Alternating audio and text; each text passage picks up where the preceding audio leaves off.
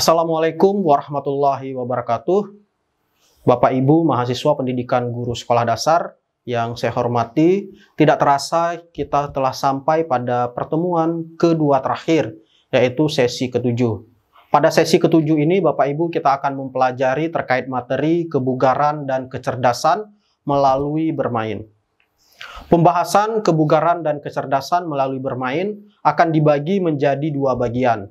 Yang pertama terkait kebugaran jasmani melalui bermain, dan yang kedua pentingnya kecerdasan kinestetik untuk anak-anak. Bapak Ibu yang saya hormati, diharapkan Bapak Ibu dapat menjelaskan pencapaian kebugaran dan kecerdasan melalui kegiatan bermain setelah mempelajari materi-materi yang ada di sesi yang ketujuh ini. Secara lebih khusus, tentu Bapak Ibu diharapkan dapat mengidentifikasi sistem kerangka otot anak usia sekolah dasar, kemudian dapat menjelaskan konsep kecerdasan terkini, kemudian juga Bapak Ibu diharapkan dapat mengidentifikasi jenis-jenis kecerdasan manusia. Harapan khusus secara rinci dapat Bapak Ibu pelajari lebih mendalam pada e-learning yang telah disediakan.